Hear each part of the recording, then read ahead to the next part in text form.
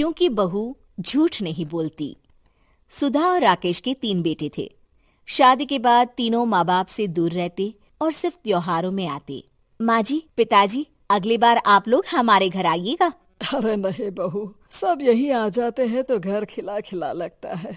हाँ बहू, तू हमेशा बुलाती है तो जरूर आएंगे तेरे पास भी।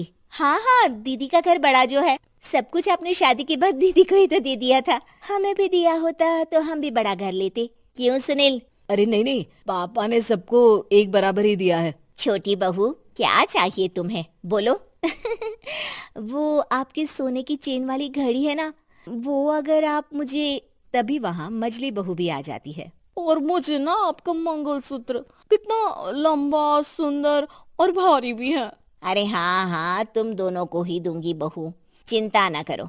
चलो अब खाना लगाओ, खाना खाया जाए। सभी मिलकर खाना खाते हैं कि पड़ोसन आ जाती है। अरे सुधा बहन, थोड़ी चीनी तो देना, घर में शक्कर नहीं है और मेहमान सर पर बैठे हैं। अरे छोटी बहू, चाची को शक्कर तो दे दो। अरे मजली दीदी, आप दे दीजिए ना, मैं यहाँ कम आती हूँ तो मुझे पता ही नहीं है कि सासू माँ सारी चीजें कहाँ रखती है। और तुम, मैं कौन सा यहाँ रोज शक्कर फाँकने के लिए आती हूँ, मुझे भी नहीं है पता। तभी बड़ी बहू हाथ में चीनी की कटोरी लेकर आती है। चाची, शक्कर आप लोगों का बड़ा सहारा है माँ जी और पिताजी को, वरना हम लोग तो यहाँ रहते ही नहीं। आप जैसे पड़ोसी हैं तो हम निश्चिंत है। और जीती रहे बहू, अब तो ये घर पड़ोस कम परिवार ज्यादा लगता है। सुधा अपनी बड़ी बहू को देखकर बहुत खुश रहा करती थी। वो उससे अक्सर घंटों बात भी किया करती, लेकिन दोनों दूसरी बहुओं का भी वो समझती थी कि शायद छोटी है, वक्त आने पर संभल जाएंगी। समय आ जाता है जब सभी को वापस जाना होता है।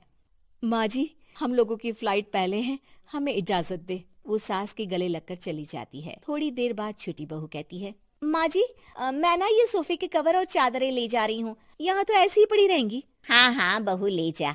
और कुछ चाहिए तो बोल। और तो चाहिए बहुत कुछ, पर चलिए कोई बात नहीं, अगली बार ले जाऊंगी मैं। ऐसे ही मंजली बहू भी घर का बहुत सारा सामान ले जाती है। सभी के जाने के बाद सुधा राकेश से कहती है, घर कितना सूना लग रहा है ना। हाँ, और खाली भी। तुम्हारी दोनों बहुएं सब बटोर गई।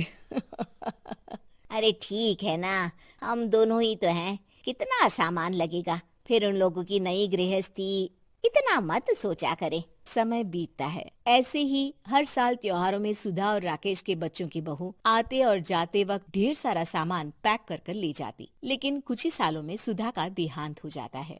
पिताजी, आप यहाँ अकेले क्या करेंगे? हम लोगों के साथ चलिए। अरे नहीं नहीं बहू, इस घर में सुधा की यादें हैं, मैं उसे नहीं छोड़ सकता हूँ। अब तुम लोगों की माँ नहीं रही। देख लो, वैसे तो मैंने उसके जीते जी सब कुछ दे दिया है, लेकिन कुछ उसका पर्सनल कीमती सामान था जो ये है, ले लो।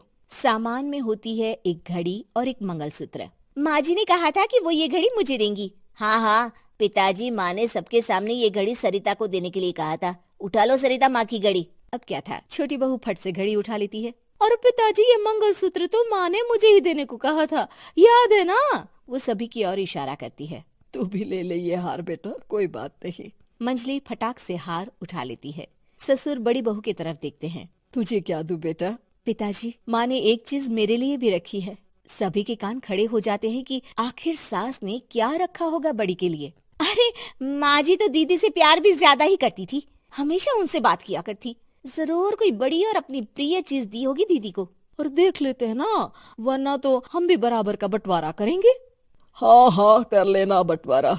लेकिन बड़ी बहू, बताओ तो, सुधा ने क्या रखा है तुम्हारे लिए? अभी तो हम लोग यही हैं पापा जी, जब जाने लगेंगे तो बता दूंगी। बड़ी बहू के मुंह से ये बात सुनकर बाकी 2 बहुएं सोचने लगती हैं कि आखिर क्या है जो दीदी को सासू माँ देकर गई हैं। दीदी, ऐसा तो नहीं ना कि पूरे घर का आधा हिस्सा माँ बड़ी भाभी को देकर गई हो? तभी वहाँ ससुर आ जाते हैं। नहीं नहीं, ऐसा कुछ नहीं है। मकान तो तुम तीनों का बराबर से है। देखो, बड़ी बहू से तुम्हारी सास ज्यादा जुड़ी थी, न जाने क्यों घंटों बात किया करती थी। पता नहीं क्या देकर गई है उसे। और ससुर जी, आपको क्या पता, चालाकी से पूरे घर के पेपर में साइन करवा लिए हो, या फिर कोई छुपा गहना। आखिर मकान पूरा तो आपने सासू माँ के नाम ही कर रखा था ना। अब घर में ये सस्पेंस बन जाता है कि आखिर बड़ी बहू क्या लेकर जाएगी। फिर वो दिन भी आ जाता है जब बड़ी बहू के जाने का समय हो जाता है। बेटा, परसों तुम चली जाओगी, बताया नहीं, माँ ने तुम्हें क्या दिया? घड़ी और हार जो बेशकीमती था और तुम्हारी सास को सबसे ज्यादा प्रिय था, उसका तो बंटवारा भी हो चुका है। अब तुम्हारी बारी। हाँ पिताजी, आज मैं ये बात बताने ही वाली थी। माँ ने मुझे उससे भी बेशकीमती चीज दी है और वो है आप। आपसे अधिक प्रिय उन्हें कुछ नहीं था। माँ चाहती थी कि आप मेरे साथ रहें। चलिए पिताजी। बेटा, मेरे पास तो कोई पेंशन भी नहीं है और ना ही कोई प्रॉपर्टी। लेकिन आपके पास संस्कार है पिताजी, जो मेरे बच्चे आपसे लेंगे, तो आपको ले जाने पर स्वार्थ ही है मेरा। चलिए ना पापा। सभी के सामने पिताजी बड़ी बहू और बेटे के साथ उनके घर चले जाते हैं।